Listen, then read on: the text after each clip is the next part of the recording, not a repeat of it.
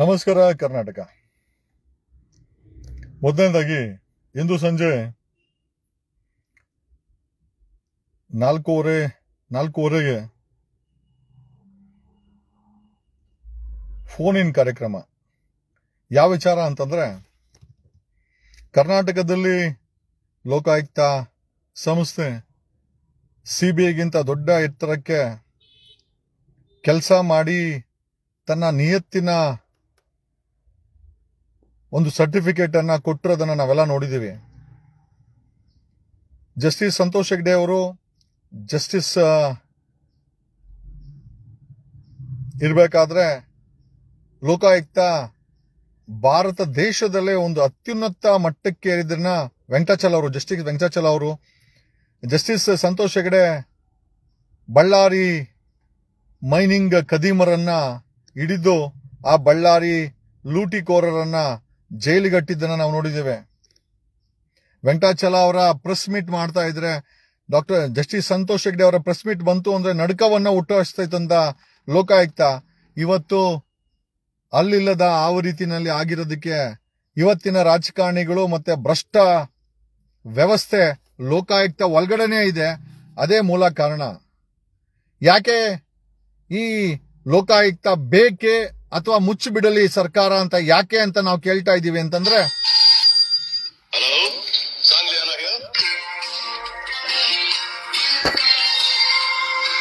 Sorry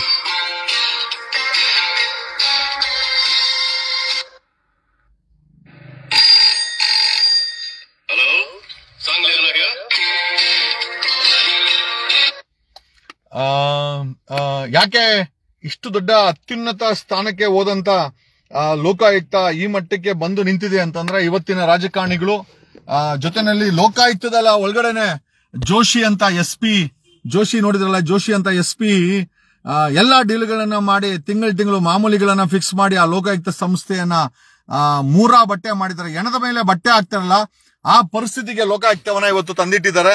so Lokayukta ಸಂಸ್ಥೆಗೆ ಅವ್ರಗಳಿಗೆ ಕಾರುಗಳು, ಪೊಲೀಸರು, ಕೆಲಸಗಾರರು, ರಿಜಿಸ್ಟ್ರಾರ್ಗಳು, ಜಡ್ಜಸ್ ಇಟ್ಟು ಈ ಲೋಕಾಯುಕ್ತವನ್ನ ಕ್ಲೀನ್ ಚಿಟ್ಟು ಅಥವಾ ಮೌನವಾಗಿರುವಂತ ಸಂಸ್ಥೆ ಮಾಡೋದ್ ಬದಲು ಇದನ್ನ ಮುಚ್ಚಬೇಕಾ?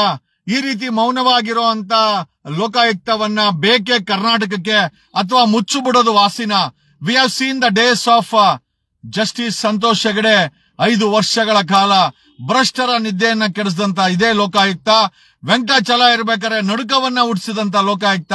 ಇವತ್ತು ಲೋಕಾಯುಕ್ತ ಅಂತಂದ್ರೆ DK ಶಿವಕುಮಾರ್ ಅಂತವ್ರು ಓಪನ್ ಆಗಿ ಹೇಳ್ತಾರೆ, ನನ್ನ ಮೇಲೆ ಕಂಪ್ಲೇಂಟ್ ಕಮಿಷನ್ ಏನೋ ಕೊಟ್ಟಿದ್ದೀರಲ್ಲ, CMಗೆಲ್ಲ ಕೊಡೋದು, ಹೋಗಿ ಲೋಕಾಯುಕ್ತ ಕೊಡಿ ಅಂತ. ಅಂದ್ರೆ ಲೋಕಾಯುಕ್ತ ಅಂದ್ರೆ ಅಡ್ಜಸ್ಟ್ಮೆಂಟ್, ಲೋಕಾಯುಕ್ತ ಅಂದ್ರೆ ಆರಾಮಾಗಿ ಮುಚ್ಚಾಕ್ಬಹುದು, ಲೋಕಾಯುಕ್ತ ಅಂದ್ರೆ ಪೆಂಡಿಂಗ್ ಇಡಬಹುದು.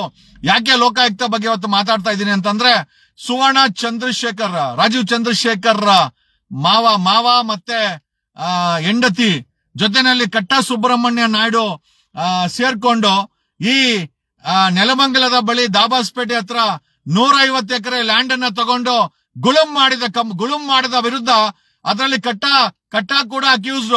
ಲೋಕಾಯುಕ್ತಕ್ಕೆ ಒಂದು ಕಂಪ್ಲೇಂಟ್ ಆಗುತ್ತೆ 2014ರಲ್ಲಿ. ದ ಫೈಲ್ ತುಂಬಾ ಚೆನ್ನಾಗಿ ರಿಪೋರ್ಟ್ ಮಾಡಿದೆ. ಅದ್ರ 2014ರಲ್ಲಿ ರಿಪೋರ್ಟ್ ಆದಂತ ಲೋಕಾಯುಕ್ತದಲ್ಲಿ ರಿಪೋರ್ಟ್ ಆಗುತ್ತೆ.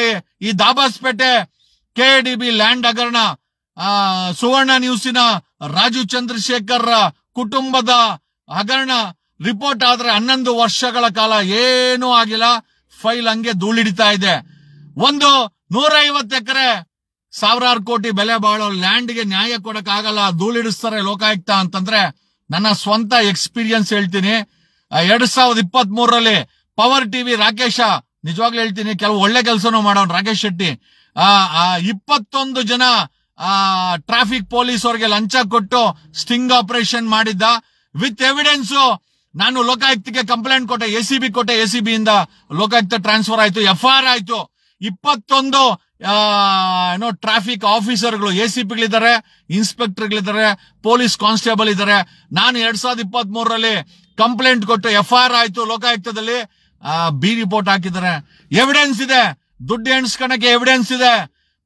ಕೊಡಗೇಳಿ ಮಾಜಿ ಫಾರ್ಮರ್ ಪೊಲೀಸ್ ಇನ್ಸ್ಪೆಕ್ಟರ್ ಜಗದೀಶ ಅಂತ ಗೌಡ್ರ ಇನ್ಸ್ಪೆಕ್ಟರ್ ಗೌಡ್ರುಗಳು ಅಂತ ಒಂದು ಗ್ರೂಪ್ ಮಾಡ್ಕೊಂಡವ್ರೆ. ಆ ಗ್ರೂಪ್ ಅಲ್ಲಿ ಇವನು ಅವನೇ ಲಿಂಗಾಯತದ ಒಂದು ಸಪರೇಟ್ ಗ್ರೂಪ್, ಒಕ್ಕಲಿಗರದ ಒಂದು ಸಪರೇಟ್, ಈ ತರ ಇನ್ಸ್ಪೆಕ್ಟರ್ ಗ್ರೂಪ್ ಇದೆ.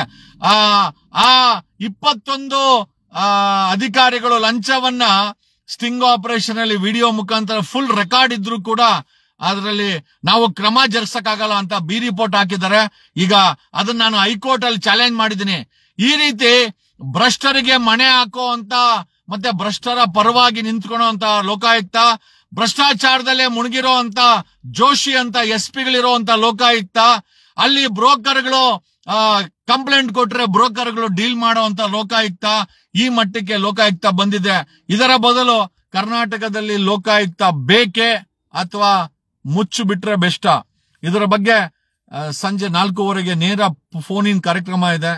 ಕರ್ನಾಟಕ ಮಾತಾಡಬೇಕು, ನಿಮ್ಮನ್ನು ಮಾತಾಡಿಸ್ಬೇಕು ಅಂತಾನೆ ಈ ಫೋನ್ ಇನ್ ಕಾರ್ಯಕ್ರಮವನ್ನ ತುಂಬಾ ಕಷ್ಟಪಟ್ಟು ನಾನು ಹೇಳ್ದಲ್ಲ, ನಾನೇನೋ CM ಆದ್ರೆ ಈ ಲೋಕಾಯುಕ್ತಕ್ಕೆ ಎಷ್ಟು ಮಟ್ಟಿಗೆ ನಾನು ಅವಳಿ ಕೊಡ್ತೀನಿ ಅಂತಂದ್ರೆ, ಭ್ರಷ್ಟರು ಓಡೋಬೇಕು, ಇಲ್ಲ ಅವ್ರಾಗ ಹೋಗಿ ಜೈಲು ಹೋಗಿ ಸೇರ್ಕೊಂಡ್ಬಿಡ್ಬೇಕು. ನಿಜವಾಗ್ಲು ವಿ ವಾಂಟ್ ಎ ಲೋಕಾಯುಕ್ತ.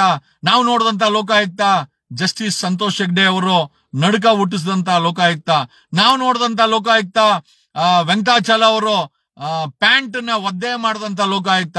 ಇವತ್ತು ಅದೇ ಲೋಕಾಯುಕ್ತ ಕಳ್ಳರಿಗೆ ಭ್ರಷ್ಟರಿಗೆ ದೇವಲೋಕವಾಗಿ ಮಾರ್ಪಟ್ಟಿದೆ. ಲೋಕಾಯುಕ್ತ ಇದಾರೆ, ಉಪಲೋಕಾಯುಕ್ತ ಇದಾರೆ, ರಿಜಿಸ್ಟ್ರಾರ್ಗಳಿದ್ದಾರೆ, ಪೊಲೀಸರು ಇದಾರೆ, ಇನ್ವೆಸ್ಟಿಗೇಷನ್ ಟೀಮ್ ಇದೆ. ಬಟ್ ಆದ್ರೂ ಇವತ್ತು ಲೋಕಾಯುಕ್ತಕ್ಕೆ ತಂದೆ ಆದಂತ ಶಕ್ತಿನ ಕಳ್ಕೊಂಡಿದೆ. ಭ್ರಷ್ಟರ ಮುಷ್ಟಿಯಲ್ಲಿ ಲೋಕಾಯುಕ್ತ ಒಂದು ಮುಷ್ಟಿಯಾಗಿ ಪರಿಣಾಮವಾಗಿದೆ. ಇದರ ಬಗ್ಗೆ ಕರ್ನಾಟಕ ಲೋಕಾಯುಕ್ತ ಬೇಕಾ ಅಥವಾ ಮುಚ್ಚಿಬಿಡ್ಬೇಕಾ? ಈ ಒಂದು ಕಾರ್ಯಕ್ರಮವನ್ನ ಸಂಜೆ 4:05 ಗಂಟೆಗೆ ಮಾಡ್ತೀವಿ. ಸ್ವಲ್ಪ ಹಿಂದೆ ಮುಂದೆ ಆದ್ರೂ ದಯಮಾಡಿ ಕ್ಷಮೆ ಇರಲಿ. ಈ ಬಿಸಿ ಶೆಡ್ಯೂಲ್ ಅಲ್ಲಿ we are trying to do our best ಅಂತ ಹೇಳುತ್ತಾ, ಎರಡನೇದು, ಕರ್ನಾಟಕ ರಾಜ್ಯದಲ್ಲಿ ಬೆದರಿಕೆ ಕರೆಗಳು ರಾಜಕಾರಣಿಗಳಿಗೆ ಇದೊಂದು ಟ್ರೆಂಡ್ ಆಗ್ಬಿಟ್ಟಿದೆ. ಬೆದರಿಕೆ ಬಂತು ಅಂದ್ರೆ ಅಯ್ಯೋ ಪಾಪ ಅಂತೇಳಿ ಅವರೊಂದಷ್ಟು ಫಾಲೋವರ್ಗಳು ಒಂದಷ್ಟು ವಿಡಿಯೋಗಳನ್ನ ಮಾಡಾಕೋದು, ಸಂತಾಪ ಸೂಚಿಸೋದು, ಸೆಕ್ಯೂರಿಟಿ ಕೊಡೋದು, ಇದೊಂದು ಕಿತ್ತೋದು ಕೆಲಸ ಆಗ್ಬಿಟ್ಟಿದೆ.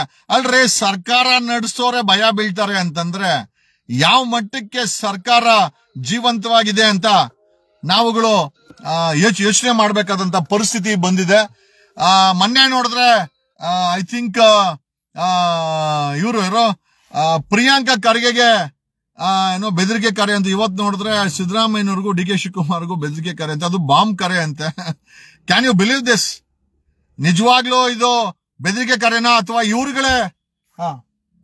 ಹೋಗಮ್ಮ, ನನಗೆ ಯಾಕೆ ಹಿಂದೆ ಜಾಗ ಇಲ್ವಾ?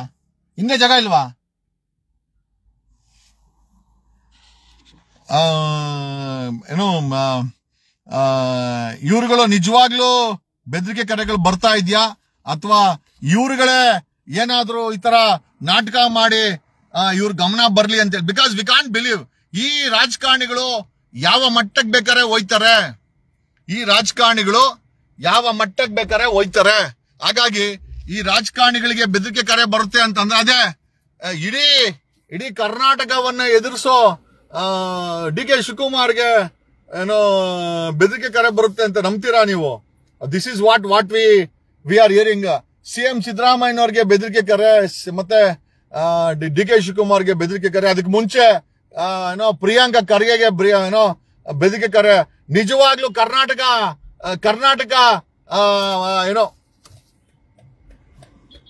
ಕರ್ನಾಟಕ ನಮ್ಗೆ ಹೇಳ್ಬೇಕು, ನಿಜವಾಗ್ಲೂ ಬೆದರಿಕೆ ಕರೆ ಬರ್ತಾ ಇದೆಯಾ ಅಥವಾ ಇವ್ರುಗಳೇ ಏನಾದ್ರೂ ಅದನ್ನ ಸೃಷ್ಟಿ ಮಾಡ್ತಾ ಇದ್ದಾರ? ಈ ಒಂದು ಐ ಥಿಂಕ್ ಪ್ರಶ್ನೆಗೆ ಉತ್ತರವನ್ನ ಹುಡುಕ್ಬೇಕಾದಂತ ಪರಿಸ್ಥಿತಿ ಬಂದಿದೆ.